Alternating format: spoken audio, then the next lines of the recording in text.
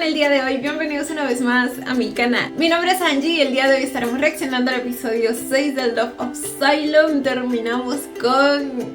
esa escenita de Creed como que aguayo, ¿me entienden? El punto es que pues finalmente habían oficializado mis chiquitos. Pero también quedamos con un tema pendiente que es el ex que algo se trae entre manos, al parecer aún no se va a ir de nuestras vidas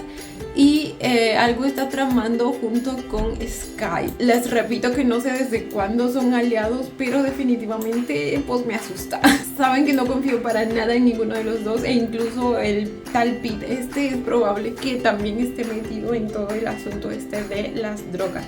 No lo descarto, pero bueno, ya veremos el día de hoy. Ahora sí, sin nada más que decir, comencemos con el video.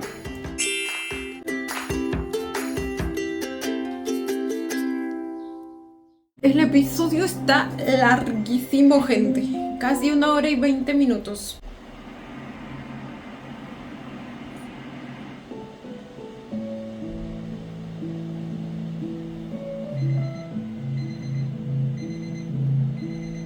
Oh,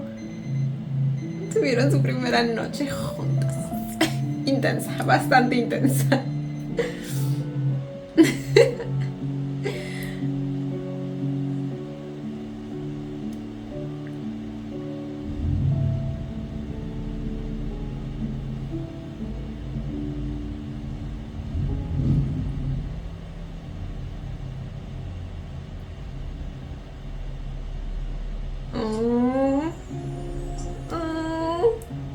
¡Ay, Creed!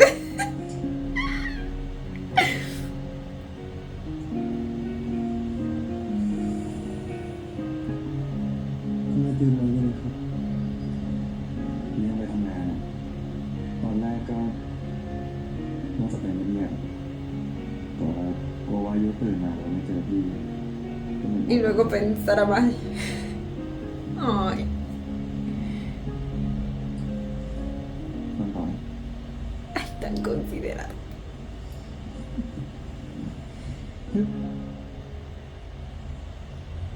หวานขนาดเนี้ย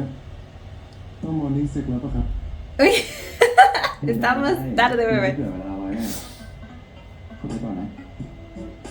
วิชาการเป็นแฟนตำรวจ101ทำใจเรื่องเวลา Oh,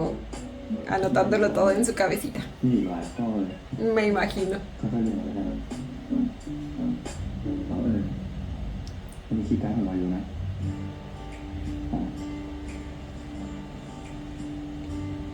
¿Y ese llaverito?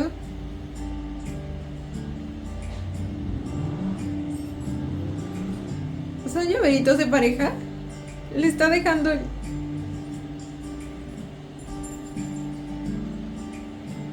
¿Cuándo preparó esto? Era el llaverito de la tarjeta de acceso. Eso quiere decir que compró los llaveritos mucho antes y que ya planeaba dárselo. ¡Ay!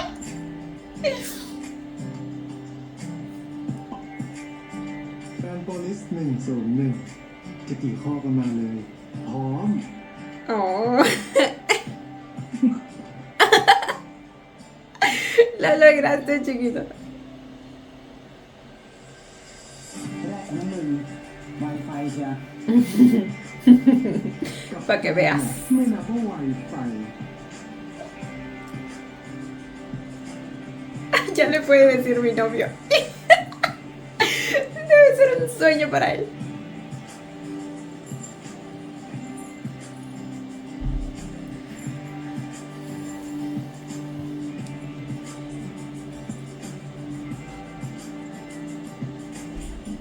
Ay.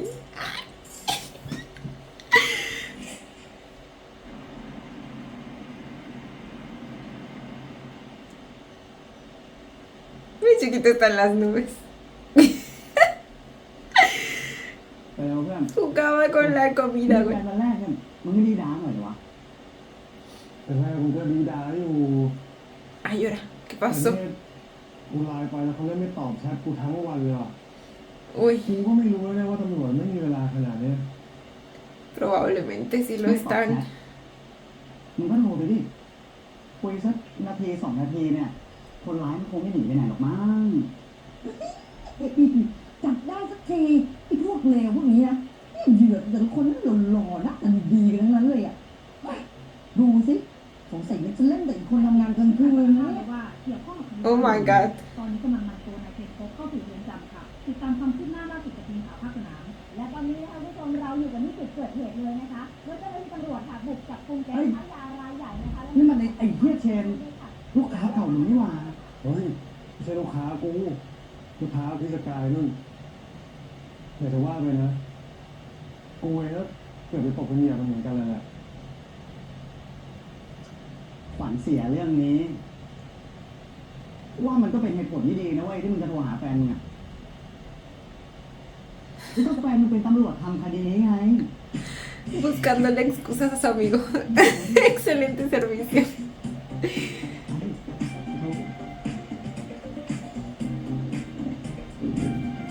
Quizá para evitar estas situaciones podría preguntarle como que cuál es su เสร็จกู horario de tiempo libre, aunque no sé si los policías tengan así como que uno en específico, o sea, un horario en específico. ฮัลโหลพี่คิดว่างอยู่ไหมครับ ผมโทรมารบกวนหรือเปล่าอะ คุยได้มีอะไรหรอก็พอดีเมื่อกี้ผมเห็นว่าตอนนี้ข่าวเชนมันถูกจับแล้วก็รับสารภาพแล้วอะครับ แบบนี้นี่คดีมันจะถูกปิดเลยนะครับ อย่าบอก พวกมาลองตัวกันมากไม่มีการเคลื่อนไหวเลยโอ้ถึงว่าครับไม่มีข่าวพวกปาร์ตี้แล้วก็ทุกอย่างมันดูนิ่งไปหมดเลยครับ ก็ต้องระวังตัวไว้ก่อน อาจจะขึ้นใต้น้ำก็ได้อ๋อแล้วนี่พี่จะกลับที่ห้องกี่โมงนะครับ Lo que realmente quería preguntar. Obis. ก็ผมตกใจอ่ะพี่เล่นไม่ตอบแชทผมทั้งวันแบบเนี้ยพี่ยุ่งอ่ะรออยู่ใช่ไหมนะเฮ้ยไม่เป็นไรเลยครับ แล้วนี่พี่จะกลับห้องกี่โมงนะไม่ได้พออยู่ละโอ้ยผมน่าจะติดกว่าครับ ประมาณตี 3 ตี 4นะครับถ้าเกิดว่าลูกค้าไม่ได้เหมาไปข้างนอกนะครับ Uy, es bien tarde. แล้วก็รักษาระยะห่างนะครับผู้กองครับกฎของการเป็นแฟนโพสต์101ต้องไม่เห็นโพสต์กับลูกค้านะครับ Ujú. ผู้กองครับ Cada uno tendrá que adaptarse al trabajo del otro. เดี๋ยวผมรีบไป ครับงั้น เดี๋ยวเจอกันในห้องนะครับ ครับ Ay, lo que sí temo es que no tengan así como que mucho tiempo de estar juntos, porque 3, 4, sí es muy tarde. Y luego Creed se va muy temprano, aunque no sé a qué hora คื vuelve. นที่ผู้กองจับคนร้าย Pero por lo que vi en otros episodios también es muy tarde, o más bien como que depende del caso.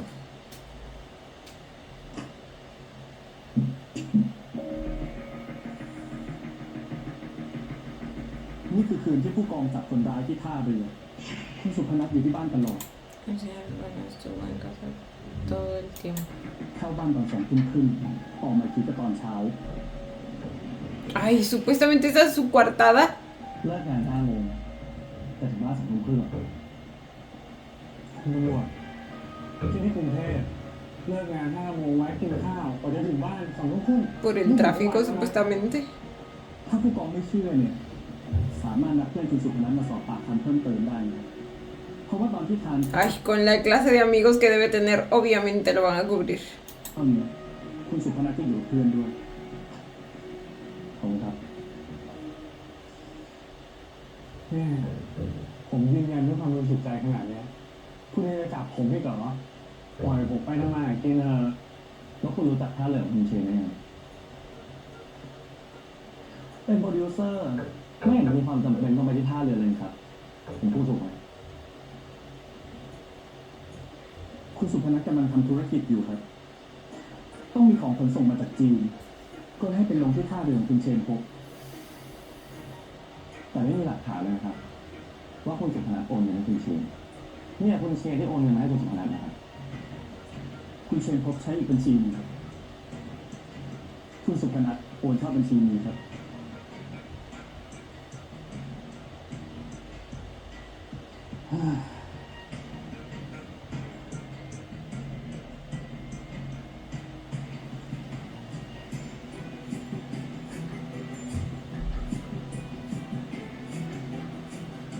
มันมีหลักฐานการโอนแค่3 ครั้งเองนะครับทำไมล่ะครับธุรกิจไม่ประสบความสำเร็จเหรอ ธุรกิจมีความเสี่ยงรายผลิตผมมีปัญหาเรื่อง quality ผมก็เลยต้องหยุดไป แล้วไอ้เชนมันก็ทยอยโอนเงินกลับมา นี่ครับ นี่คือสัญญาที่คุณสุพนัทเซ็นก่อนร่วมงานกับคุณเชนพบในนี้ระบุว่าถ้าไม่ได้ขนส่ง ก็จะคืนเงินให้ ซึ่งคุณเชนพบก็โอนคืนตามสัญญาครับ Sabía que no iba a ser tan fácil.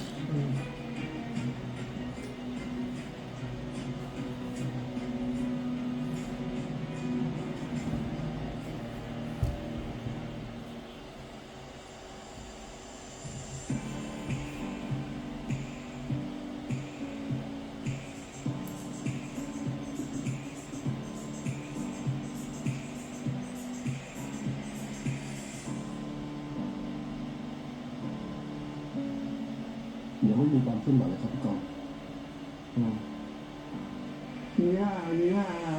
好甜蜜呀！好甜蜜！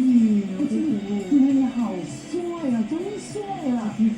เอาละครับ Aún no llega. Ah, pero son las 12. 12:05. 12:30. Ahora él lo está llamando. 跳舞哎！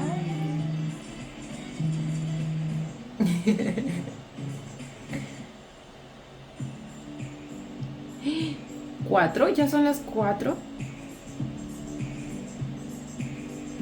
Le dijo de 3 a 4, ¿verdad? 哦哦，慢走慢走慢走。มันเจ๋อ嗯。สวัสดีครับ Él también está borrachito. 我先回哦。嗯。再见。再见晚安。晚安เซเนีย再见再见。 Es China. เซเนีย再见晚安 Ay, mi chiquito. ¿Cómo debe estar el hígado por la cantidad de alcohol que toman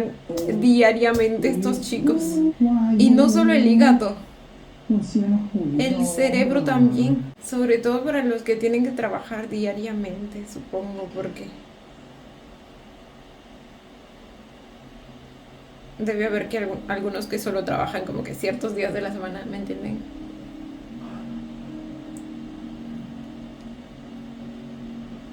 Ay, mi chiquito está todo borracho. Y ya está amaneciendo.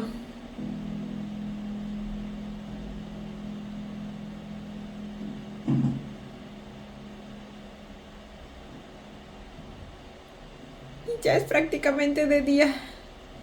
กลับแล้วครับพี่กิต Y probablemente Chris ya se fue.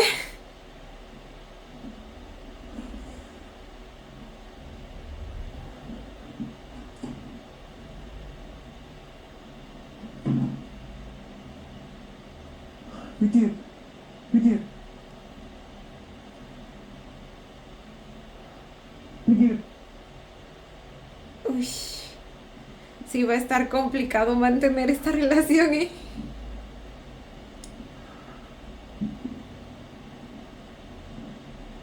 Tienen horarios completamente distintos.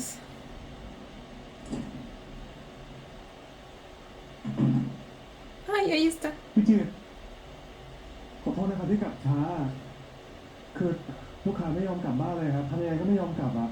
แล้วก็ผมยุ่งจนไม่มีเวลาจับมือถือเลยครับมันวุ่นวายไปหมดเลยอะครับ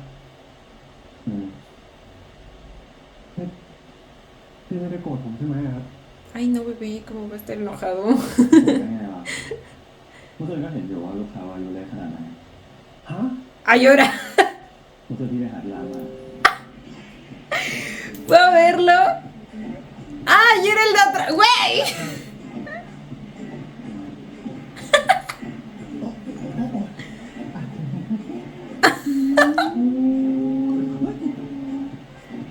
ปล่อยมันไปเถอะครับ ไอ้วายุอ่ะ No te preocupes, chiquito. Está acostumbrado a esto y puede manejarlo. Confía en él. ผู้กองกลับไปก่อน ไอ้วายุมันเอาตัวรอดได้ มาเฝ้าแบบนี้เนี่ย เดี๋ยวมันก็ทำงานไม่ได้นะพอดี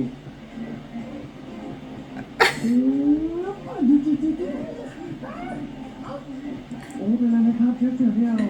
没事没事没事没事没事没事 ตอนแรกพี่แต่ว่าจะไปรับแต่ว่าถึงวันนี้ติดงานอยู่ก็เลยไม่อยากกวน Oh. ผมก็ไม่พี่โกรธผมสิเข้าห้องมาก็ไม่เจอโทรมาก็ไม่รับอะครับ พี่กำลังจะไปออกกำลังกายอ่ะเห็นวายุบอกว่าถึงห้องแล้วพี่ก็เลยวนรถกลับมาก่อน Oh. จะได้เจอครับ Oh. ¡Ay, qué bonito! ขอโทษนะครับพี่น้อยเป็นห่วงอะ Yo pensé que ya se había ido a trabajar. ¿A qué hora sale a แต่ trabajar? น้ำนอนทำได้ครับ Eso quiere decir que al menos si tienen un tiempito en las mañanas y un tiempito en las noches para verse. Así ya empieza a ser un poco menos complicado. Con cada uno poniendo un poquito de su esfuerzo. ไม่ใช่แค่ตำรวจนะครับที่ต้องฟิตร่างกายอะอันที่เราผมก็ต้องฟิตด้วยนะไปผมไปด้วย วายุจะไม่ได้นอนเลยนะ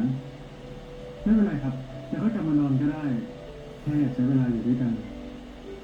Él también está sacrificando sus horas de ผมไป sueño. แป๊บนึงนะไปก่อนเลยไป Oh, es tan lindo ver cómo ambos ponen de su esfuerzo.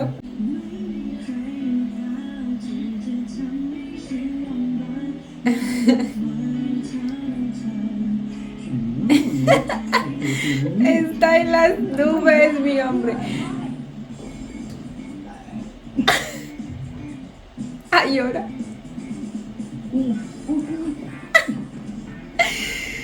Y mi chiquito está ahí no queriendo que nadie arruine su momento. ใจเย็นๆก่อนสิพี่ ไว้คุยกับไอ้วายุคนอื่นนะที่ตอนนี้เพิ่งมีความสุขเองนะแม่มันก็เอาประกันด้วยเหรอ กูบอกแล้วมีแฟนแบบนี้ได้แต่อย่าให้กระทบกับงาน ¿Y cómo está afectando el trabajo? ยอดเดือดตกพวกแบบเนี้ยมีแต่อยากให้กูจ้างมันต่อมา Como que ya ni siquiera no bebe con ellos. อุ้ยมึงเน้นมันไปก่อนนะ ช่วงเนี้ยมันแค่เห่อะแฟนนะ แต่มันไม่ได้ตั้งใจทำให้งานเสียเลยเฮ้ยอืม Piensa en su salud también, por favor. เฮ้ยวันเอ้ย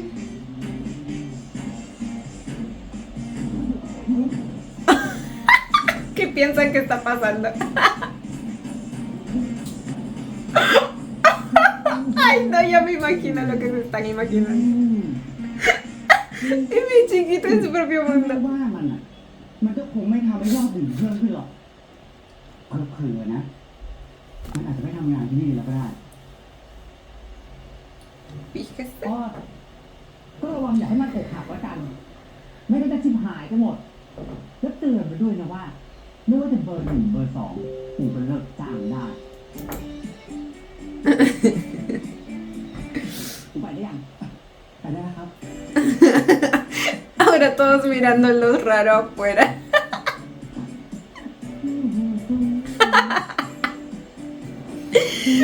Ay, güey. ไอ้พี่ไทยนี่มึงเล่นแม่เลยเหรอสมแล้วที่เป็นขวัญใจสาวแก่แม่ม่านเดี๋ยวกูจะเอามึงนี่แหละ Serás el siguiente. Ay, güey. Amenaza o incentivo. อ่ะกูอยู่ทำเหี้ยอะไรวะเนี่ย Ay, güey.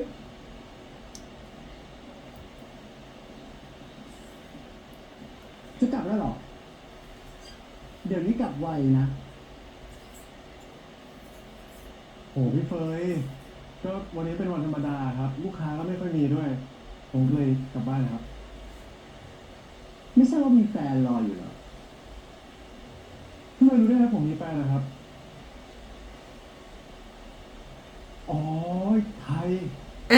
โอ้ยเหี้ยใครรู้โลกแม่งรู้จริง Literal. Digamos que él no es el más กูหาแก discreto. ที่ร้านทุกวันทำไมกูจะไม่รู้ โอ้โหพี่เฟยครับพี่เฟยไม่ต้องห่วงนะ ผมสัญญาเลยว่าไม่ทำให้กระทบกับงานแน่นอน Viene todos los días, dijo. ไม่กระทบกับเที่ยจะไม่รู้ Oh. พี่เฟยครับพี่เฟยไม่ต้องห่วงนะ ผมสัญญาเลยว่าไม่ทำให้กระทบกับงานแน่นอน ไว้ใจผมได้ ไม่กระทบกับเที่ยละที่กูต้องออกมาพูดเนี่ย ก็เพราะว่ามันกระทบกับงานนี่แหละกูพูดตรงๆนะมึงคิดว่าไอ้ผู้กองนั่นน่ะจะจริงจังกับมึงสักแค่ไหน Porque siento que lo está bien. Está ahí. มึงคิดว่า Lo vino a recoger แบบเนี้ยมันจะมีคนมารักแบบคนปกติทั่วไปได้เหรอวะ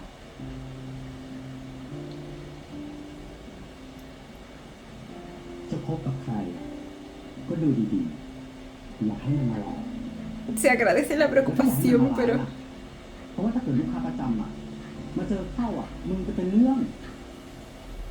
มึงกำลังรุ่งนะเว้ยอย่าลืมเป้าหมายที่มาทำอาชีพนี้ดิ ครับพี่เฟย pues literal, solo por dinero. Por necesidad.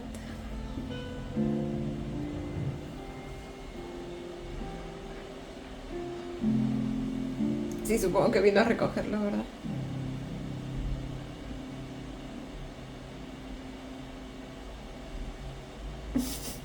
Cómo sonreía al verlo.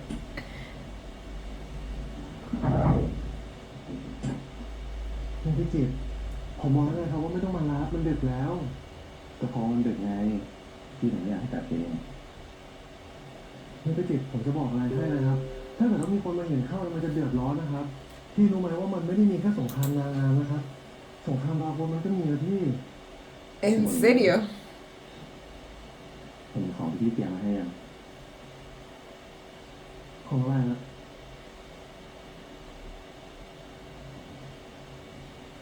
เฮ้ย Oh. Ay, qué bonitos colores. Ay, โอ้โห เห็นแม่ผมเห็นแบบ amo que sea tan colorido, no es muy usual. ไม่ได้จะครบรอบอะไรหรอก Aniversario. ไม่มีใช่ไหม Oh. Cris. โหแล้ว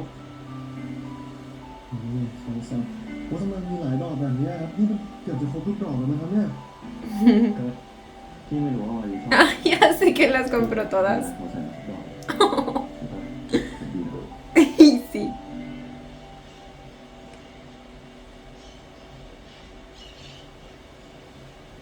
แต่ผมว่า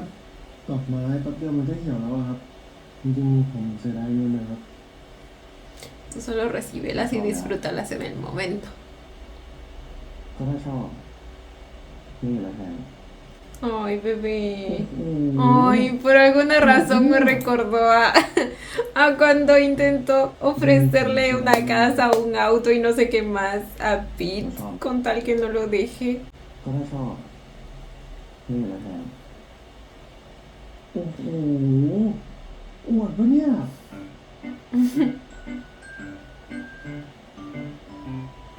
มาถ่ายรูปกันดีกว่านะอยากถ่ายรูปเก็บไว้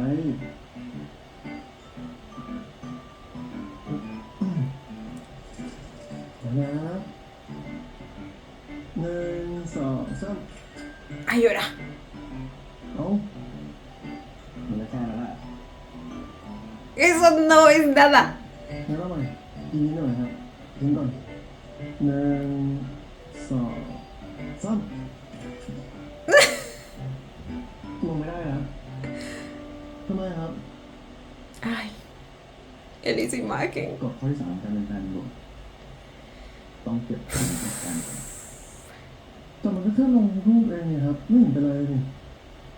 โซเชียลมีเดียมันน่ากลัวจะตายคิดดูนะถ้าคนร้ายเกิดปล่อยตัวทันขึ้นมาเพราะว่ารูปพวกนี้จะทำไง รับทราบครับคุณตำรวจ Sabemos que esa no es la razón real. ผมเนี่ยเก็บความลับเก่งมาก แต่ถึงผมจะลงนะ ก็ไม่มีใครเห็นอยู่ดีครับ เพราะว่าผมใช้แอคหนึ่ง อะไรนะ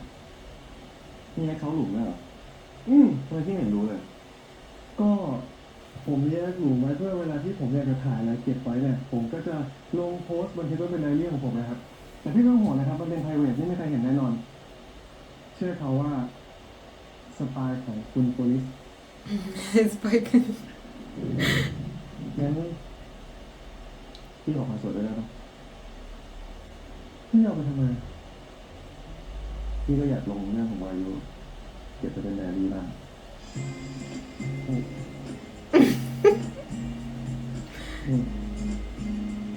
ขอเล่นหน่อยได้ครับ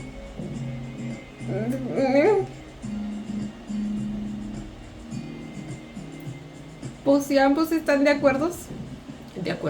acuerdo. No creo que sea por inseguridad, ¿verdad? O sea, para revisarle el Instagram y así.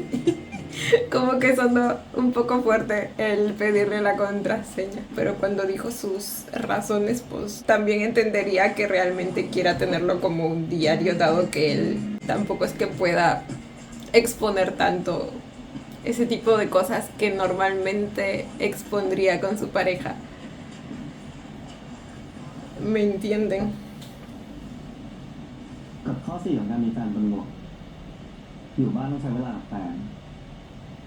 ไม่งั้นจะโดนด่าลงแอคลุกครบแล้วนะการตำรวจอะ กฎมีแค่4 ข้อเองเหรอครับ ผมนึกว่ากฎจะเยอะกว่านี้ซะอีก ความจริงก็มีอีกข้อหนึ่ง อะไรครับ พี่อยากให้วายุเลิกเป็นสายสื่อนะ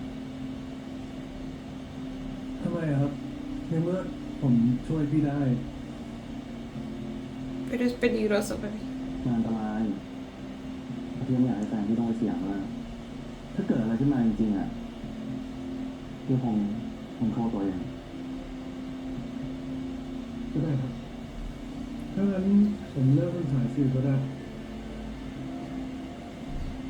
ทีนี้ถึงเวลาที่พี่ต้องสอบการเป็นแฟนโฮนแล้วครับ มีสอบด้วยเหรอ Obis. นี่ไอ้ทายมันบอกผมนะครับว่า คืนนั้นอ่ะ พี่เป็นยังไงบ้าง ไม่ต้องห่วงครับกฎมีแค่2 ข้อ Exponido quedaste. ข้อแรกนะครับ พี่ห้ามมาที่ร้านตอนที่ผมทำงานอยู่ เพราะว่าผมก็ไม่อยากให้พี่เห็น แต่นั่นแหละครับ ผมว่าพี่ก็คงเห็นแล้วล่ะว่ามันไม่มีอะไรอ่ะส่วนข้อที่ 2 ผมต้องรับงานนอก ไม่เอาไม่ให้จะไปใช้เวลาอยู่คนอื่น2 ต่อ 2ทำไมอ่ะ ฟังก่อนสิครับ งานพวกนั้นน่ะไม่ต้องไปรับหรอกพี่จ่ายส่วนต่างไม่ได้ ไม่ได้ ผมไม่พึ่งคนอื่นจะยืนด้วยตัวเองไม่ได้หรอกนะครับนี่วิกิงานนอกเนี่ยก็ไม่ได้แปลว่าต้องไปกัน2 ต่อ 2นะครับไปด้วยกันเป็นกลุ่มก็มี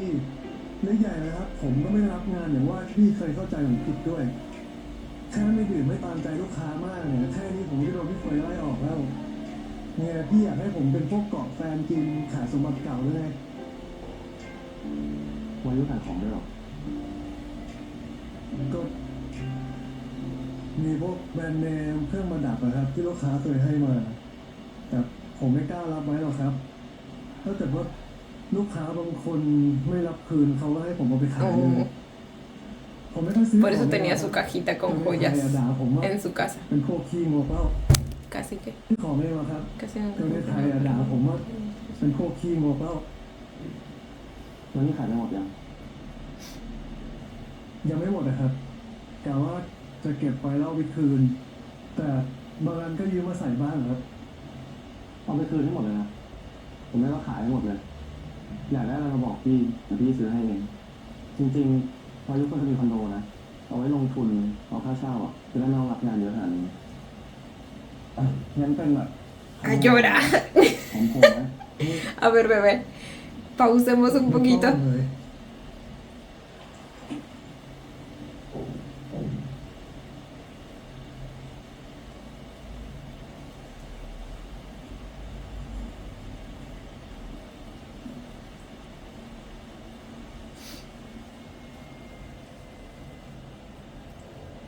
ผมไม่ได้ต้องการของพวกนั้นหรอกครับ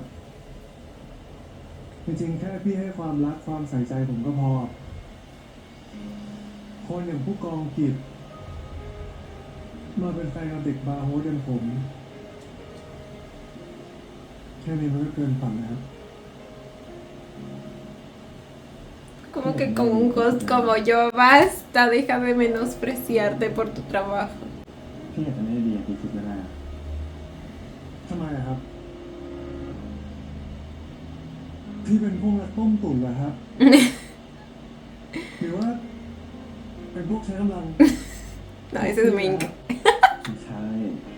พี่ไม่ทำอย่างนั้นหรอก En otra vida. ถ้าอย่างนั้นก็ไม่ต้องกังวลครับ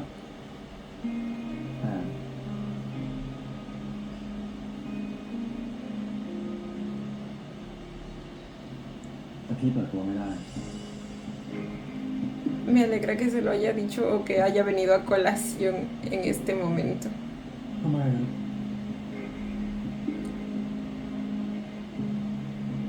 พี่มีลูกที่สองที่สามแล้ว Pues no, bebé, pero recuerda que tiene una supuesta novia. พี่เปิดตัวไม่ได้จริง ถ้านั้นมันเพราะอะไรครับเพราะอะไรถึงตอบผมไม่ได้อะ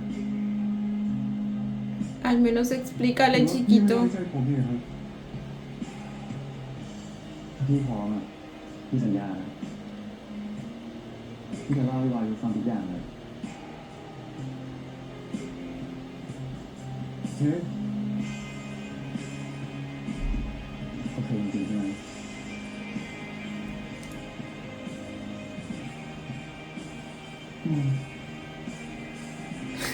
เพราะว่าอาชีพของผมก็ไม่ควรเปิดตัวมีแฟนแล้วเหมือนกัน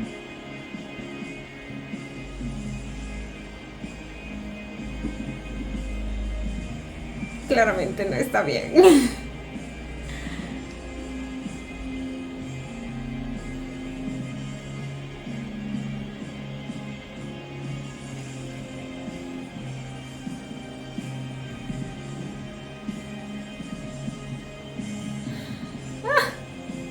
Sabía que esto traería problemas.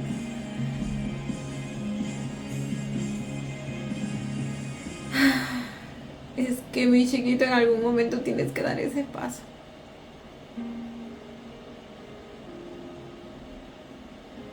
Lo macizo que es. มาแล้วไอ้ตัวดี มีอะไรเปล่าครับพี่เฟยอย่าบอกนะว่าพี่จะไล่ผมออก ¿Qué pasó? พี่เฟยผมไม่ออกนะครับพี่คือผมไม่ได้ทำอะไรผิดแต่ผมแค่มีแฟนนะครับแต่พี่บอกว่ามีได้ไงครับ ไม่ใช่เดือนนั้นเรื่องอื่น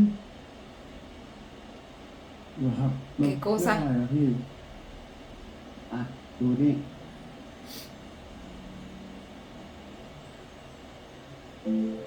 El juez sacar... Ay, espérense. El juez sacaron no hizo bien las cosas y realmente no entretuvo. ¡Ay, llora! Estaba pegado a su teléfono, dijo. Y no prestó atención a los clientes. Su nombre es Guayo. ¿Ya tiene haters? พี่เฟยผมว่าผมก็เต็มที่แล้วก็ใส่ใจลูกค้าทุกคนนะครับ Así que realmente este mundo también tenía drama. ติดอยู่ด้วยอ่ะ กูไม่ได้จะโทษมึง ถ้ามึงเป็นแบบที่เขาโพสต์ด่า ป่านนี้กูไล่มึงออกจากร้านไปนานแล้ว O sea, y ni siquiera es ห cierto. น่อยก็เถอะ แต่มึงก็ไม่เคยทำแบบที่เขาโพสต์ด่าหรอก แล้วพี่รู้ไหมว่าใครเป็นคนทำอะครับ กูว่านะน่าจะเป็นไอ้พีคนักแสดงที่เคยมาเหมามึงอ่ะเพราะเขาอ่ะเคยมารีพอร์ตหลังบ้านของร้านเราด้วยนะเว้ยว่ามึงอ่ะดูแลเขาไม่ดี Ay, qué เ pendejo. เสียหายอีก อะไรของแม่งวะ ไอ้วายุกูถามจริงมึงมีปัญหาอะไรกับมันหรือเปล่าวะดูจากทรงเนี่ยมันเข้าขั้นเกลียดมึงเลยนะเว้ยว่าไงมันจองมาให้จองถามมึงขนาดเนี้ยเป็นมึงจะจัดการยังไง คือพีทก็เป็นแฟนเก่าของพี่กฤษนะครับ Ay, no. หรือว่าอะไรแฟนมึงดูมีปัญหานะ Una razón más para que piense que su novio está causando problemas. บ้างก็ดีนะบางทีจะหลอกใช้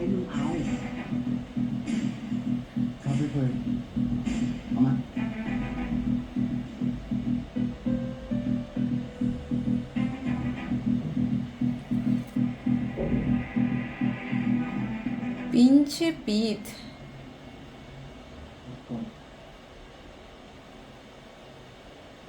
Lo que quiere es precisamente eso, ¿verdad? Generar problemas en su พ่อ relación. รู้เรื่องที่คบกับเด็กบาร์โค้ดนั่นหรือยัง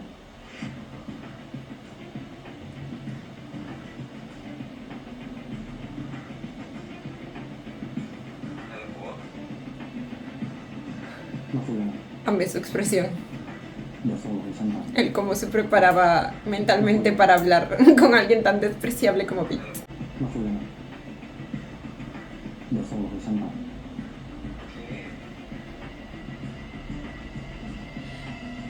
¿O va a usar esto como amenaza para que lo termine ayudando en su caso? ผู้กองไม่มาเลยเหรอกลับบ้านไปแล้วอ่ะทำงานสบายจังวะ Ay, no, ahora también ellos van a empezar. Y lo peor es que es una vez, güey.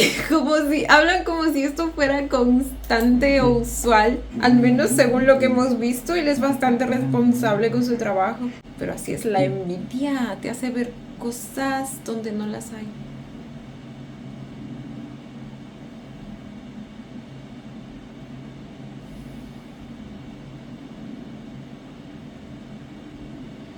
Ay, no la botó, se la está regresando.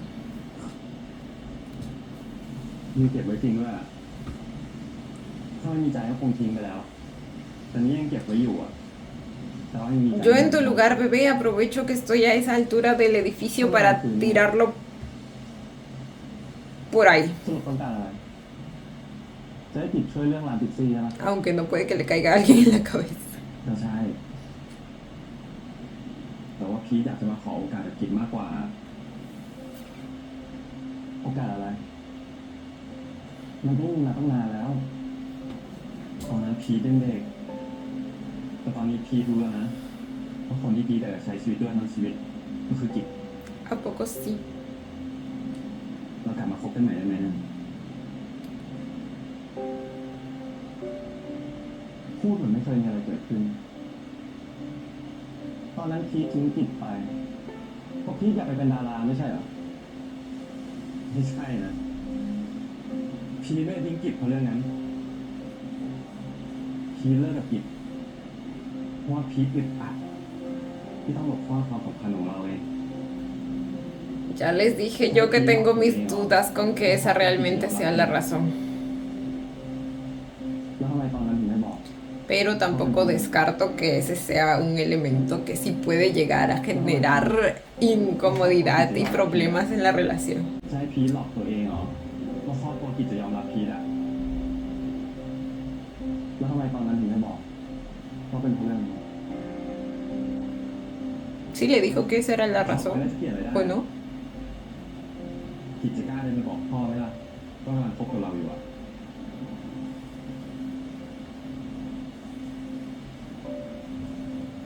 ¿Hay algún error de guión o algo así?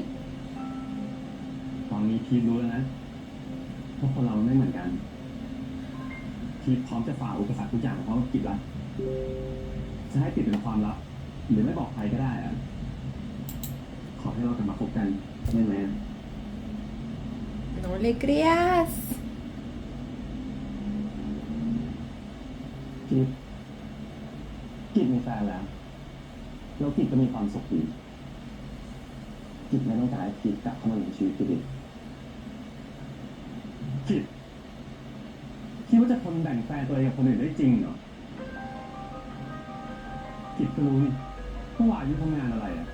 Ay, no, ahora va a empezar a meter cizaña respecto a eso. ไม่ต้องมาห่วงเรื่องคนอื่นเขาสุดว่าจะช่วยหรือไม่ช่วยได้ No, bebé, no, no lo ayudes. หลังจากนี้ก็ไม่ต้องมายุ่งกับกิจหรือว่าวายุอีก Algo me dice que no te va a dejar en paz ni durante eso ni después de eso. ส่วนเรื่องของวายุอ่ะพี่ก็ขอให้กิจทนแบ่งของใช้ของตัวเองกับคนอื่นได้ Ay, qué hijo de puta. Y así quieres ayudar. ¡Ah, Grit! No No puede ser tan ingenuo.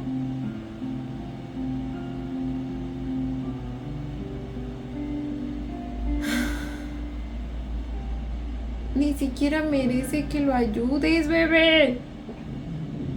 กูเคลียร์ปัญหาเรื่องยาเสพติดที่ร้านเราแล้วเว้ยไม่ต้องห่วง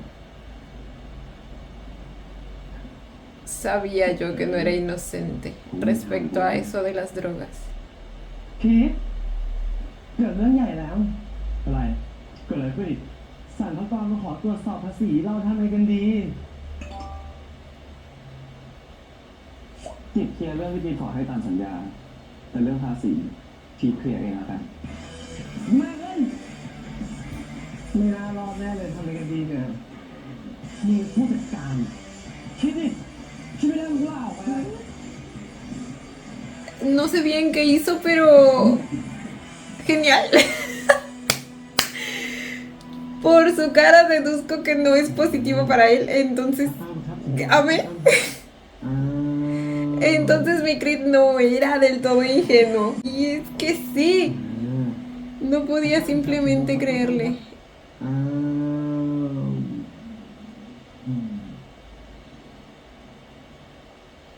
กูพูดตรงๆนะมึงคิดว่าไอ้ผู้กองนั่นน่ะจะจริงจังกับมึงสักแค่ไหนเชียวมึงคิดว่าคนที่ทำอาชีพแบบเนี้ยมันจะมีคนมารักแบบคนปกติทั่วไปได้หรอวะ Ay, no, ambos tienen a personas แต่พี่เปิดตัวไม่ได้ metiéndoles cizaña respecto a su relación. Claro que en el caso de Foe yo sé que viene del lado de la preocupación, en cambio en el caso de Pete, pues simplemente joder.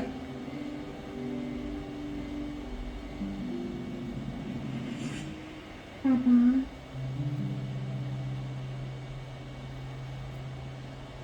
วันนี้ป๊าป๊าเขาไม่มานะครับลูกมีแต่พ่อนะ ทำไมเจอพี่ ครับ ทำไม ครับผม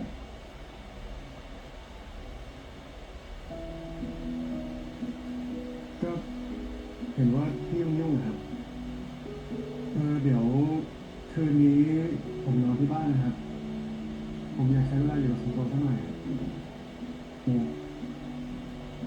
Cierto, y ahora el poco tiempo que tiene que dividirlo entre Crit, Cinto. เปล่าเลยครับ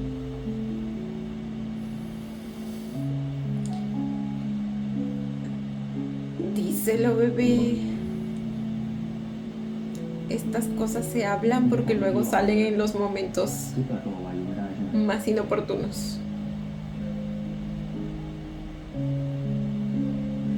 เปล่าเลยครับ ผมเป็นแฟนพี่กิตครับ ผมก็ต้องเคารพการตัดสินใจของพี่เลยครับ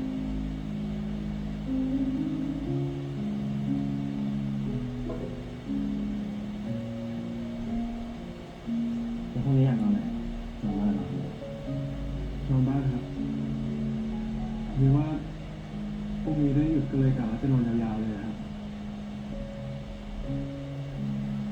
งั้นเราไปตั้งแคมป์กันนะพาสิงโตไปด้วย พี่ไม่ต้องไปทำงานครับ ช่วงนี้คดีมันยังไม่ค่อยมีอะไรคืบหน้า ก็เลยหยุดอยู่กับแฟนได้ Uy, ไปตั้งแคมป์กันนะครับ es muy lindo de su parte, pero a la vez ya veo venir que la gente en la estación policial va a empezar a hablar, porque ya vimos como un envidioso está empezando a hacerlo nada más porque se retiró un día. Y ahora imagínense con esto. Pero bueno, no me importa. Déjenme disfrutar de esa salida ไปตั้งแคมป์กันไหมครับ en familia ไปตั้งแคมป์นอนเล่นสักคืน y del esfuerzo que está haciendo Creep para darles tiempo a ambos. แต่ก็ไม่รู้ว่าพ่อเขาจะอยากไปหรือเปล่าสิสิงโตของพ่อดูได้ไหม Digo, ¡ah! ไปเที่ยวนะ Cosita hermosa, mi cinto. เฟรมไปครับไปครับ เราไปเที่ยวแล้วนะ ได้ไปเที่ยวแล้วเนี่ยก็ต้องกินข้าวเยอะๆนะ ได้ไหมนะนะ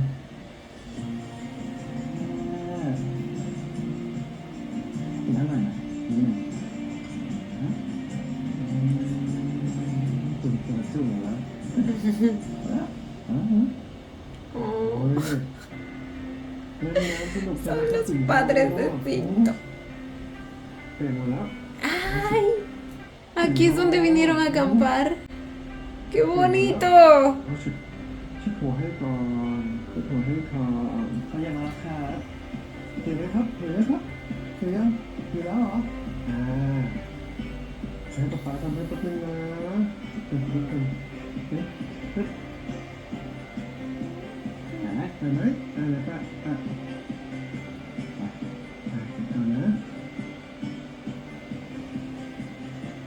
เอาไปดีกว่าเดี๋ยวใส่¡Ay! โอ้เก่งเลยครับมาเลย ¿Están en la playa? Supuestamente. Ah, no, sí están ahí, sí están ahí. Por un momento pensé que habían puesto así como que una pared con una imagen de una playa, como para dar el efecto que estaban ahí. Pero ya me preguntaba si la mayoría de veces pueden grabar normal así escenas en playa, así que ¿por qué harían eso?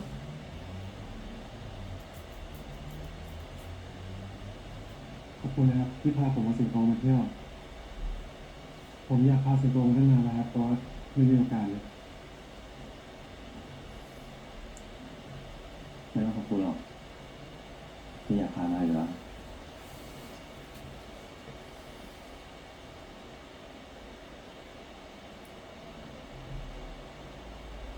พี่ขอโทษนะเรื่องที่เปิดตัวไม่ได้ ไม่ใช่เพราะพี่มีโรคใบอื่นหรอกแต่เพราะที่บ้านพ่อแม่รับเรื่องนี้ไม่ได้ นี่เขายังไม่รู้เลยครับว่าพี่เป็นยังไง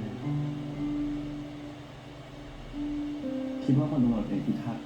จะรับเรื่องนี้ได้เหรอพ่อคือคาดหวังมากเกินไปเขารับไม่ได้หรอกเพราะพี่คาดหวังเยอะ Sí, bebé, pero en algún momento lo tendrá que hacer. พี่ไม่อยากปิดบังหรอกแต่พี่ขอจัดการเรื่องนี้ด้วยตัวเองอยู่ไปเป็นภาระเปล่า Al menos ahora le dijo la razón. การเปิดตัวมันสำคัญกับผมมากเลยนะครับ ๆพี่รู้พี่ดูออก ไม่รู้สิครับ การที่ผมมีแฟนดีๆสักคนแล้วผมบอกใครไม่ได้เลย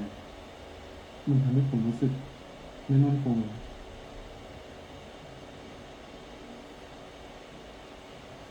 มั่นใจได้เลยนะพี่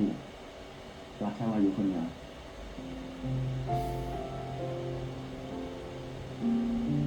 ไม่รู้ไหมครับ ก่อนที่ผมจะมาเป็นโค้ชเนี่ย ผมเคยฝันว่าผมอยากมีความรักแบบเด็กงานทั่วไป อายุเท่านี้ต้องมีแฟน อายุเท่านี้ต้องอกหักอายุเท่านี้ผมต้องไปฝึกงาน แต่ชีวิตที่ผ่านมาผมเนี่ย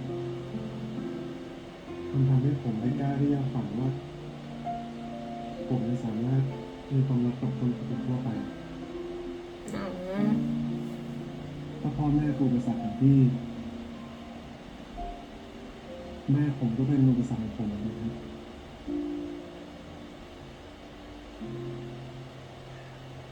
ขอโทษด้วยนะครับที่ไปชวนทะเลาะโดยที่ไม่รู้ว่าพี่ผ่านอะไรมาบ้าง ไม่เป็นไรถ้าวายุโกรธพี่จะแค่ง้อพี่ไม่ปล่อยมือแน่นอน Oh. ต้องจับมือร่วมหัวจมหายไปด้วยกันนะอีกอย่างพี่จับวายุได้วายุหนีไปไหนไม่พ้นหรอก Ay, me alegra que se lo diga a él, a la persona indicada, no como el otro también le dijo algo parecido, como que vamos a superar esto juntos. Fuera mierda, ¿quién te va a creer a estas alturas? Pero ahora Crit se lo dice a la persona adecuada. อีกอย่างพี่จับวายุได้วายุหนีไปไหนไม่พ้นหรอก งั้นก็ต้องจับผมแน่นๆเลยนะครับ แน่นอนแล้ว ค Ay, me alegra que lo hayan hablado. กินก่อนนะกินก่อนแล้วเนี่ยไม่ไหวนะครับพี่คิดให้ เอาแค่ผัดก็ได้ครับ ไม่เหลือแล้วครับนี่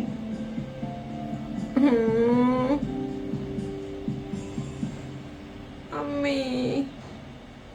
la comunicación.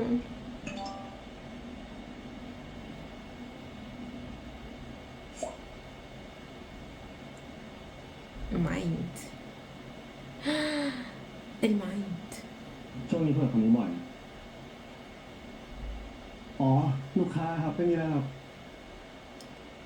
ที่ลูกค้าคนอื่น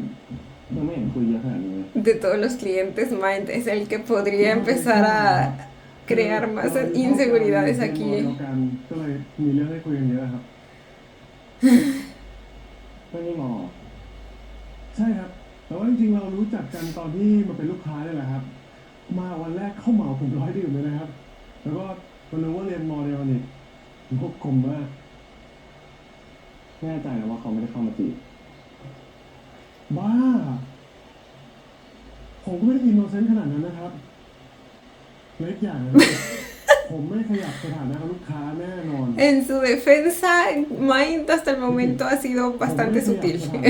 Nosotros nos dimos cuenta por la forma en que lo miró la primera vez ผมไม่ขยับ y cómo lo mira แน่น cuando อน Guayu no se da cuenta. งั้นก็เว้นระยะห่างกันแล้วกันนะ เห็นตอบแชทมันบ่อยๆนะมันขัดหูขัดตา ครับผม La mirada. Mink, sal de ese cuerpo.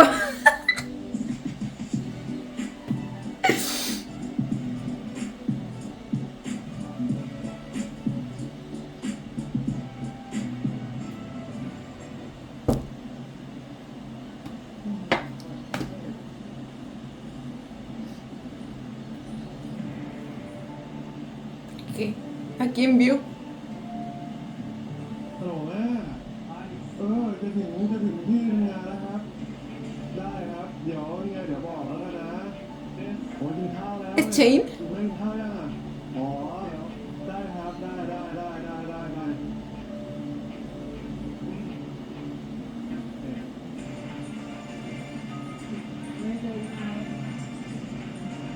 Chain, digo, él era Nut. เอ้าไอ้วายุนี่ตกใจเลยเนี่ย พี่ อ๋อพี่โพสต์อยู่ร้านนี้เหรอ เปล่าคุณเลิกทำโฮสแล้ว มาเที่ยว อ๋อ เป็นไงบ้าง ไม่เจอกันนานเลย สบายดีครับพี่สบายดีพี่สบายดี หาใครเปล่า No te vuelvas a arriesgar, bebé. Ay, no, ya lo veo siguiéndolo o เดี๋ algo ยว así. ผมไปทำงานก่อนนะ ได้ไปเจอกันไว้ ไม่เจอกันนะพี่ ไว้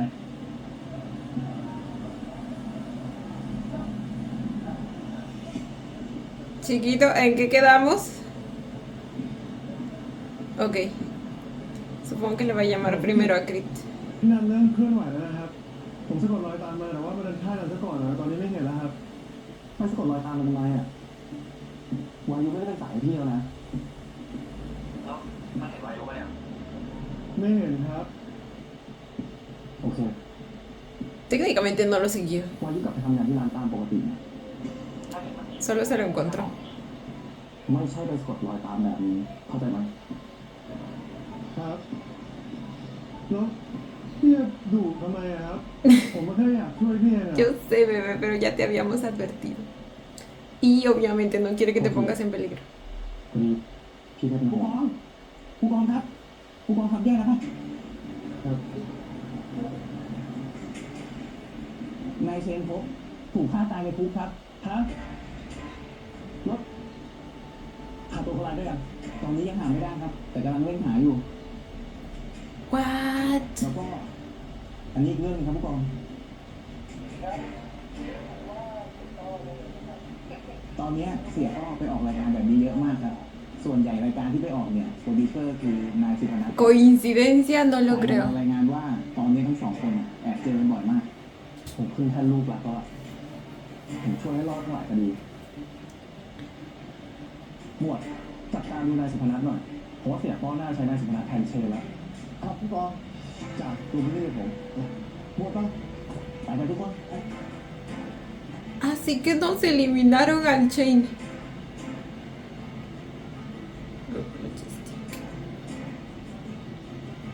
Y su Panut sigue en juego. Ay, bebé, así ejercitas. นี่ไงมึงจะออกกำลังกายทำไมวะอาที่หน้ามึงไม่มีลงแท็กไม่ใช่หรอ ก็มันใกล้ ทำไมวะอาที่หน้ามึงไม่มีลงแท็กไม่ใช่หรอ Güey, nunca había visto este tipo de ejercicio. มึงจะออกกำลังกายเหรอ Pero pues tiene sentido porque no solo tiene que ejercitar las piernas para que sea más fuerte, sino también el movimiento de cintura para poder bailar. อันกีฬาสีแล้วไง Para que luego nos deleite con esos pasitos que se manda en el escenario. แต่เราแข่งบอลนะเพื่อนมึงจะไปก้าวแข่งเพื่อ เอ้ามึงไม่เคยได้ยินเลยไงเล่นแขนส่งมาที่ขาไงเพื่อนมึงรู้จักเหรอบาลานซ์บาลานซ์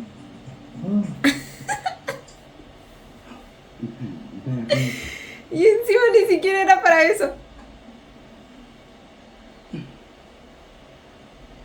ไทย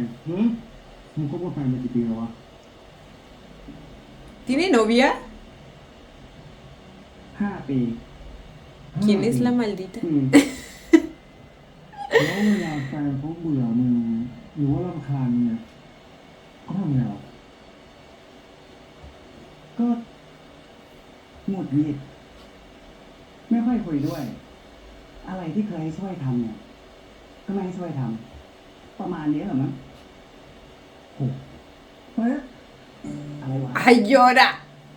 ก็ที่มึงพูดมาผู้กอง No es la misma situación, guayo. นี่มึงไม่ได้มีเซ็กมานานหรือยัง เซ็กมึงเกี่ยวอะไรด้วย เอาก็เซ็กนี่แหละ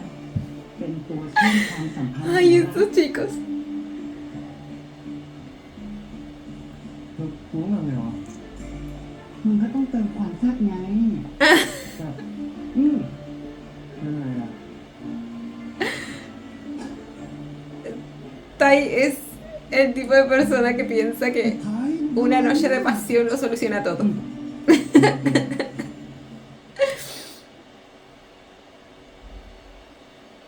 Es literalmente picante. โอ้โห เป็นไงนี่แหละ มันต้องแซ่บแบบนี้ เอาไม่ยัง ไม่ยากเพื่อนมันไอ้ดอกเข้ามาใกล้ๆกูจะบอกวิธี Ay, Dios mío. Ay, Dios. Ay, no. ¿Qué le habrá dicho? Ayuda. No creo que sea un buen consejo. Lo que sea que le haya dicho. O quizás sí, quién sabe. Tai es tan random. A veces te puede salir con una tontería. Y a veces con consejos bastante maduros. Es su casa. Le puso velitas. Y Chris pensando que hay alguien aquí que se metió a su casa o algo. Preparando. Tiene la mano del arma, güey. ผมยอมแล้วตำรวจอย่าให้จับนะครับ ¡Ay! Bueno, al parecer funciona. คุณรู้ไหมว่าทำแบบนี้คุณไม่รอดแน่ Castíguelo, señor policía. Ha infringido gravemente la ley.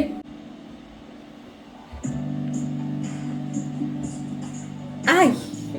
¡Oh my god! ¡Ay, qué bonito! El lacito.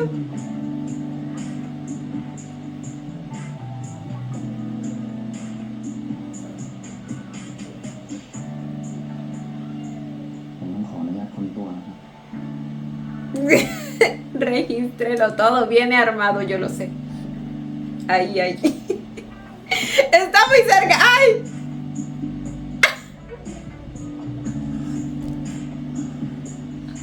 Pero Chris, oh my god.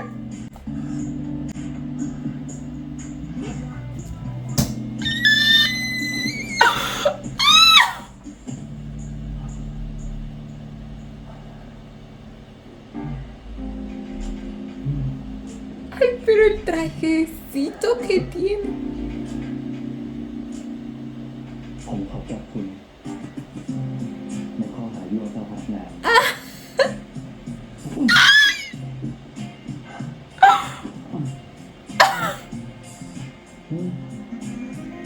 ¿Cómo lo agarraba? ในข้อหายั่วเจ้าพนักงาน El señor policía no se esperaba esto. Pero bien que recibe el soborno, mírenlo. Eso, bebé, eso, domínalo.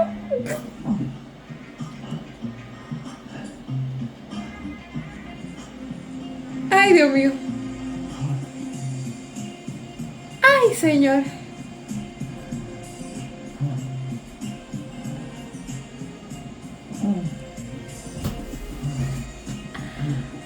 ¡Aló! Gente. El audio, el audio.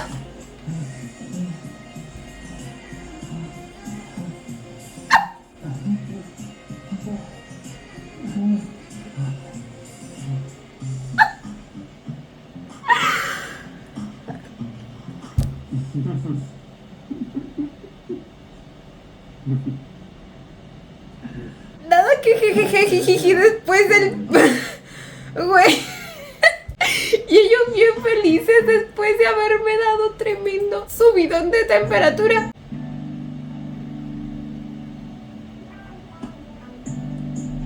Miren nada más la manoseada. Lo sentí hasta el alma.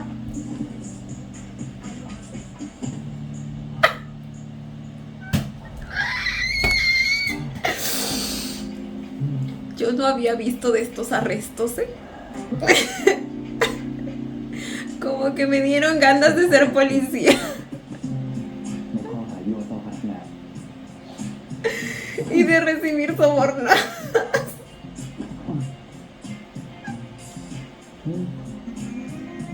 No supero las orejitas y el traje.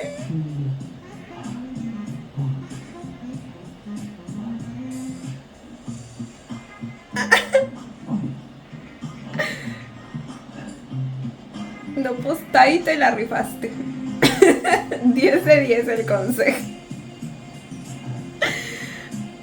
Ay, ya no puedo. Los sonidos, los movimientos, perdón.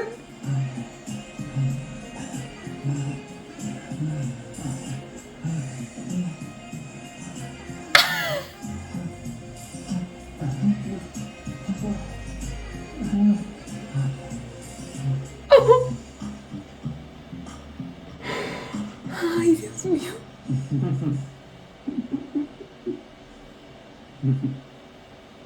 Mis ojitos. แล้วพี่เฟยก็เชื่อเหรอว่าอาหารเป็นพิษอ่ะ จริงๆต้องขอบคุณไทยมานะครับที่ช่วยบิวจน Ay, le metió la excusa de intoxicación para tener tiempo para esto. แล้วก็ Y ahora él tiene las orejitas. ที่มาดีก็อันนี้ก็เป็นไอเดียของไทยมันด้วยครับ จริงเหรอถึงว่าแล้วทำไมมีไอเดียเนี้ย ก็ผมรู้สึกว่าช่วงนี้เราไม่ค่อยได้เขาได้รักกันนะครับ ก็เลยอยากเติมความแซ่บ พี่ไม่ตามใครมาตอนที่พี่ไม่ตามวายุมากอะเพราะว่าพี่ให้เราไปจ้างคนซื้อดื่มวายุอะพี่ก็เลยรู้ว่าวายุอยู่ที่ไหนทำอะไรเมื่อไหร่ Oh my god. Pero ไม่ Chris. ได้ถึงผมอะครับ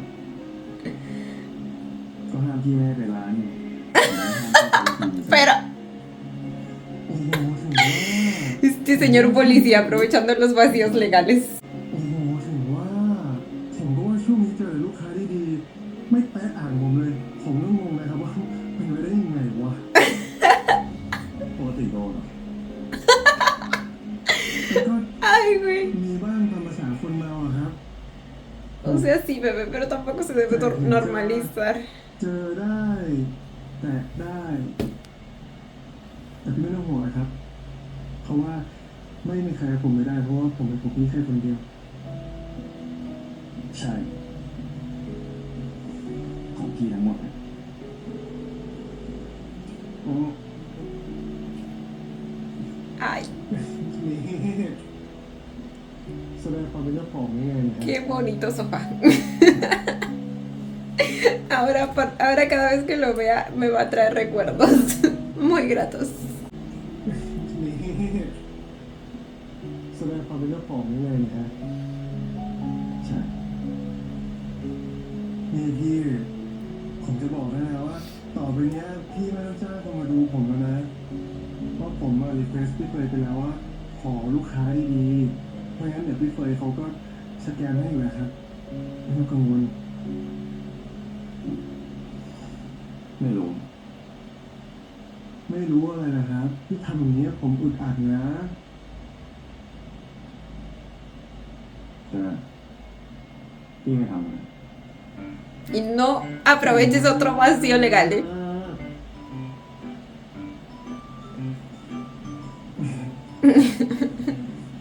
อ๋อแล้วก็เดี๋ยวพรุ่งนี้ผมมีรับงานไปข้างนอกนะ ไปไหนแต่ใคร ก็กลับมาครับที่ผมเคยบอกอ่ะอีกแล้วเหรอชื่อนี้อีกแล้วเหรออุ๊ยก็เขาเป็นลูกค้าประจำแล้วก็เป็นเพื่อนครับ แต่พี่ไม่ต้องห่วงนะ ผมไม่ได้ไปกับไมค์สองคนซะหน่อย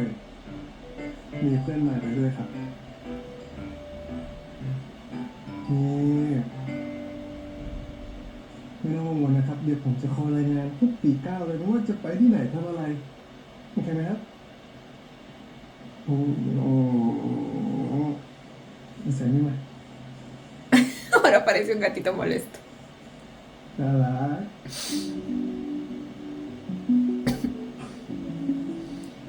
Mm. มีใส่แล้ว ไม่เอา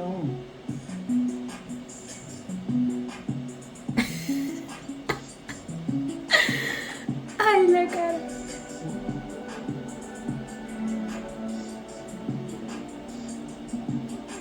ไป ว้าวสงการเคยรู้เคยรู้ ลองใหม่ลองใหม่ โอเค อ๋อ Así que este era su trabajo ผมไม่ fuera. เป็นอ่ะตีไม่เป็นเลย ไม่เป็นไรครั้งแรกไง ใช่ งั้นเราสอนได้ปะ เอาสิมามันจะได้ตีโดนสักที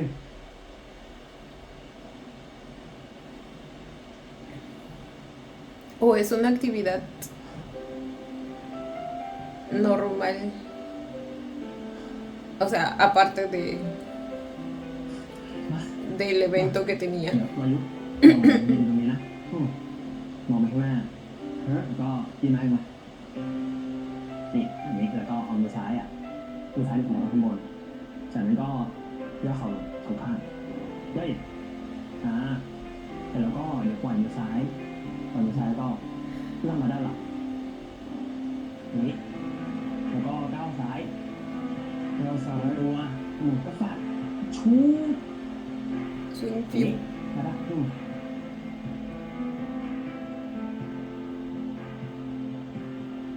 Ay, ahora.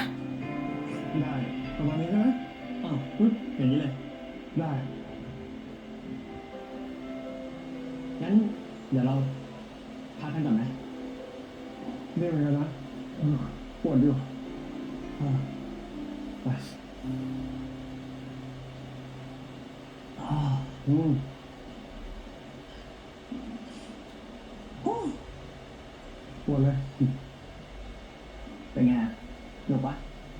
หนุกเลยวันนี้ แต่เราว่านะถ้าเกิดว่ามีเพื่อนมาเยอะเนี่ย ม น่าจะมันกว่านี้นะ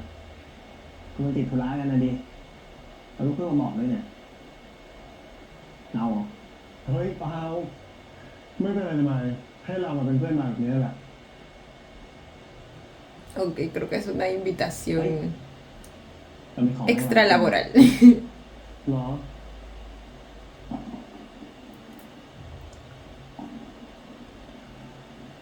โหมาให้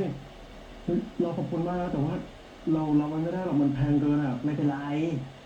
เราว่าหมอวายุอ่ะเลยอยากให้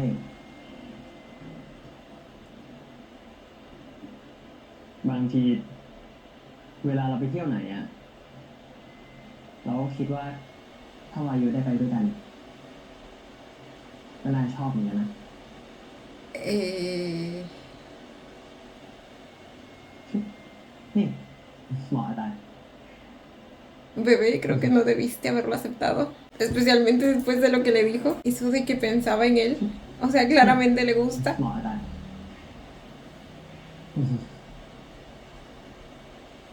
เราไม่เคยเชื่อเลยนะคำว่า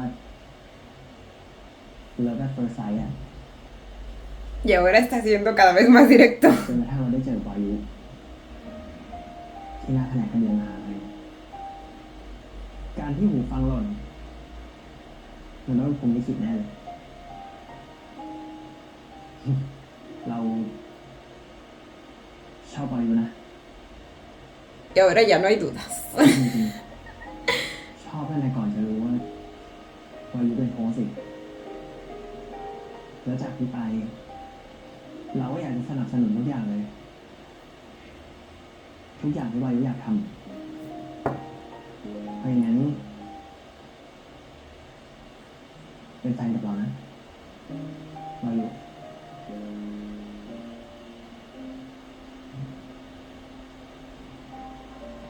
ยังไม่ต้องรีบให้คำตอบก็ได้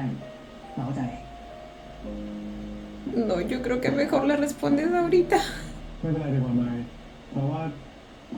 เราตอบมายเลยดีกว่า คือเราขอบคุณมากเลยนะมายที่มายรู้สึกดีๆกับเราอะแต่ว่าเราคงรับความรู้สึกดีกับมันไว้ไม่ได้อะ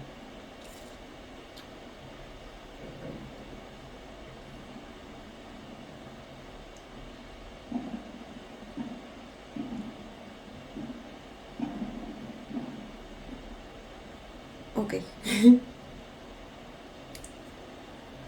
ขอโทษนะมายคือเรามีแฟนที่คบกันจริงจังอยู่แล้วอะ Ay, lo siento también por Mind. แต่เรายังเป็นเพื่อนกันได้ใช่ไหม มายสะดวกใจที่จะเป็นเพื่อนกับเราจริงเหรอ เป็นได้ดิแต่พูดจริง No lo sé, Rick. Luego eso no termina bien. Bueno, depende de cada situación, pero mayormente en los dramas que vemos. งั้นเพื่อนไปกินเหล้าปลอบใจเพื่อนที่อกหักมาหน่อยได้ปะ ได้ดิถ้าอย่างนั้นไปมูลิกกันเมื่อไหร่เดี๋ยวเราจองโต๊ะให้ เอาดิจองเลยไม่มองไม่มองมาดิไปไป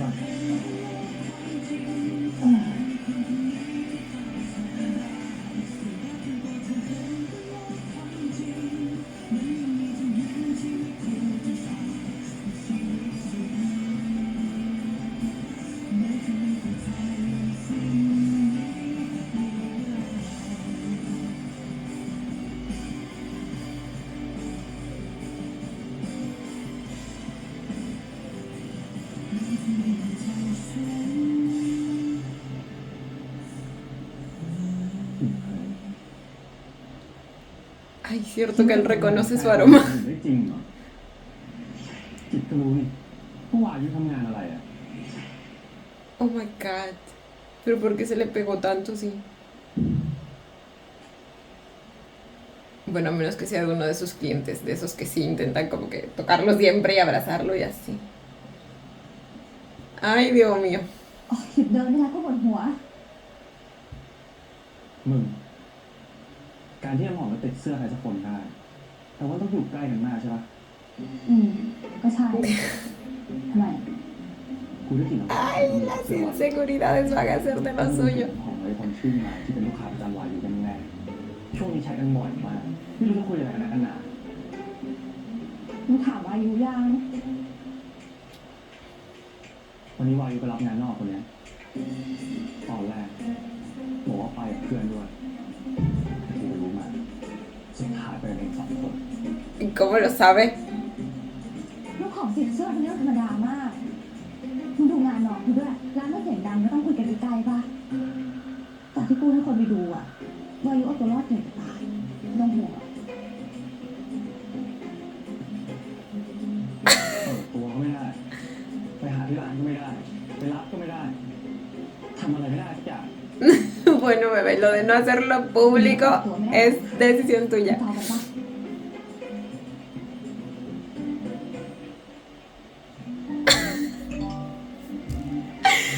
Ay, Dios mío.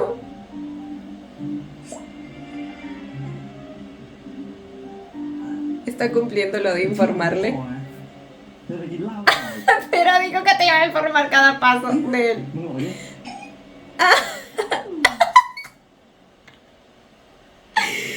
¿Cómo se tiraba la Rose? Rose. เรียบร้อยนะครับ นี่กำลังมาเอาเครื่องดื่มให้มานะครับ แต่ว่า คืนนี้ท่าทางจะยาวเลยครับ ทำไมอ่ะนายบอกไปเที่ยวอย่างเดียวไง เอ่อ คือ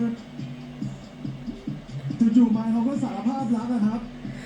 Eso. ไม่ต้องห่วงเลยนะครับ ผมปฏิเสธไปเรียบร้อยนะครับ บอกว่ามีแฟนแล้ว ก็เลย Me alegra que se lo dijera, porque pues así es como debe ser la comunicación en una relación. No más que se me hace tan chistoso que lo diga por ผม videollamada. ปฏิเสธไปเรียบร้อยนะครับ บอกว่ามีแฟนแล้ว Ay, güey. ก็เลยมากินเหล้าเป็นเพื่อนปลอบใจอะครับ แต่ผมไม่ได้อยู่คนเดียวเลยนะครับ ผมอยู่กับพี่เฟยไอ้ไทย แล้วก็น้องๆในร้านอยู่กันครบเลยครับ เราจะกลับกี่โมง ประมาณ La cara. จะไม่ได้เกินนี้นะครับ โอเค รอนะ ครับ Ya en serio, Ming, sal de ese cuerpo. ดีมากนะที่มึงมีเหตุผลและไม่โมโหใส่น้อง แต่กูว่าไอ้ไม้อ่ะ พายุปฏิเสธไปแล้วแท้ๆจะไปกินเหล้าต่ออีกอ่ะ Pues sí, como amigos. แล้วมึงจะเอาไง จะไปตามจับน้องที่ร้านเลยปะ No le des ideas, bebé. วายุ Pero confía en Guayu, chiquito.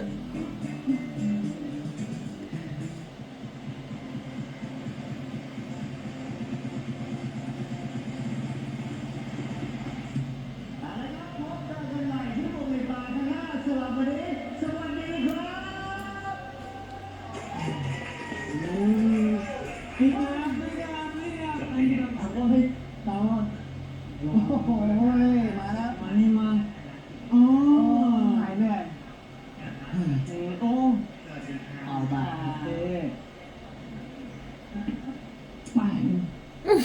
Está generoso hoy día él. เล่นนะเล่นมาไม่ระวังล้มนะเกมอะไรครับคาแบงนี่มาไว้ Uy, ¡ay, sí vino! มาและ ¡Ay, Dios mío! Justo.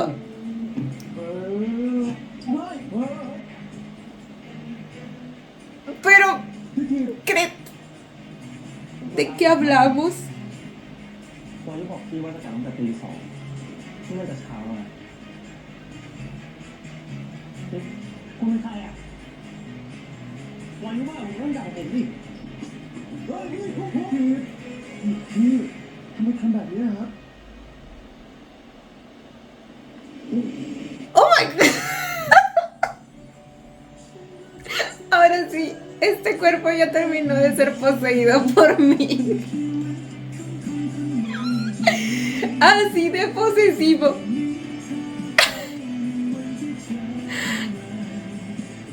Ay, güey.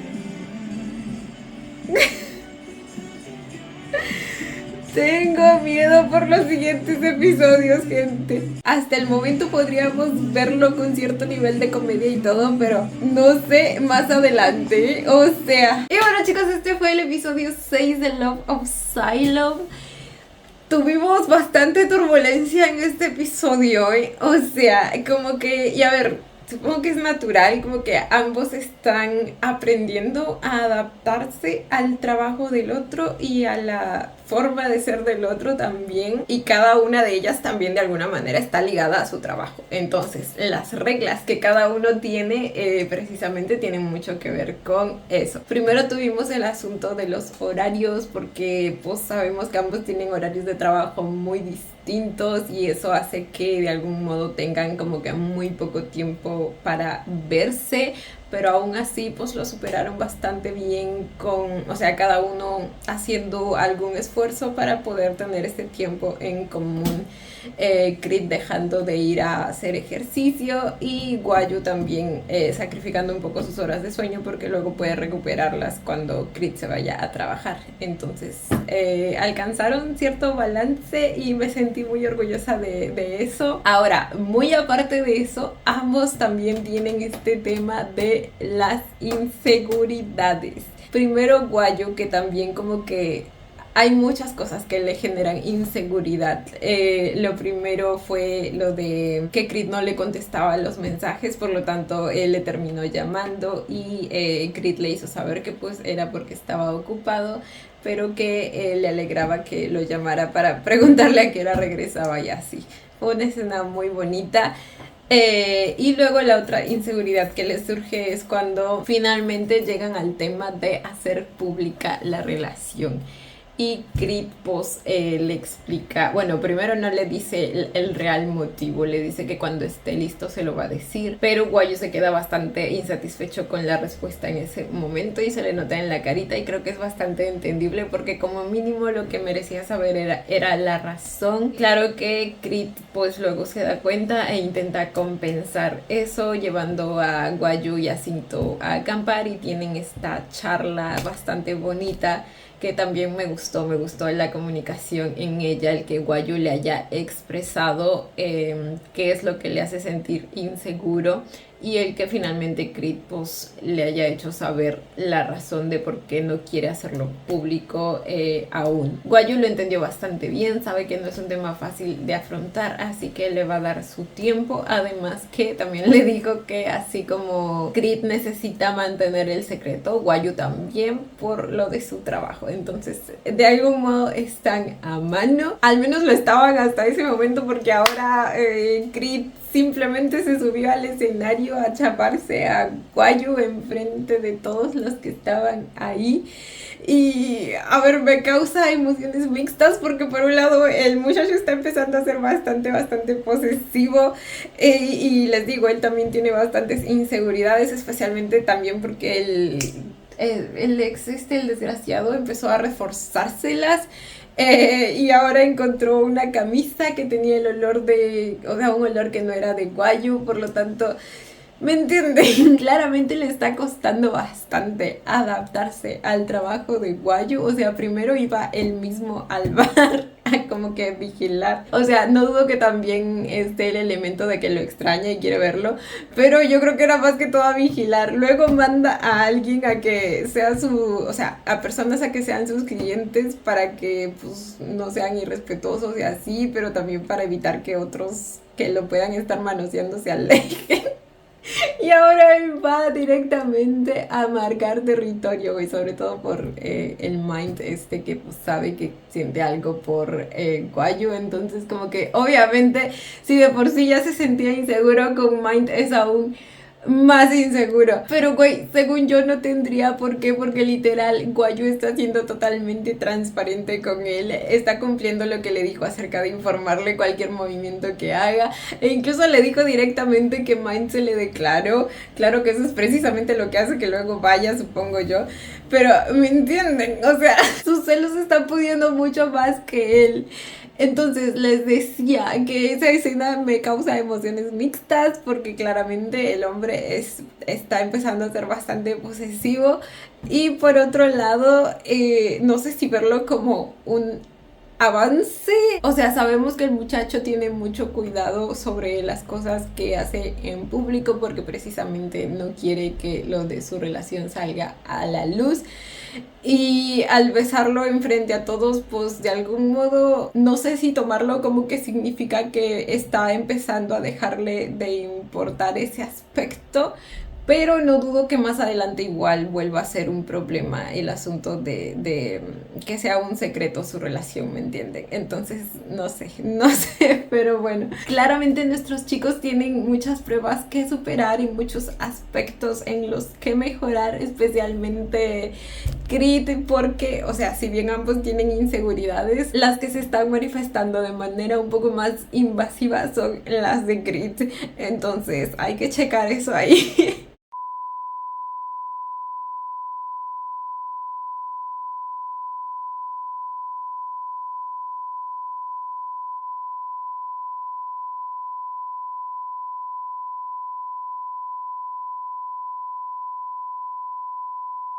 En fin, gente, ya veremos cómo avanza toda esta historia. Cuéntenme ustedes también qué les pareció el episodio. Yo me divertí mucho. Amé la escena en sí que tuvimos también. Estuvo bastante traviesa y sugerente y potente con los sonidos y los movimientos.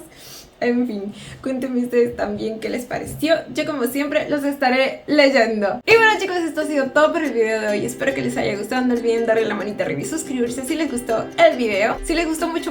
ya tienen el botón del super gracias activado por si quieren colaborar con el canal. Obviamente solo si así lo desean. Ya los estaré viendo en un próximo video. Bye. Los quiero. No olviden seguirme en Instagram.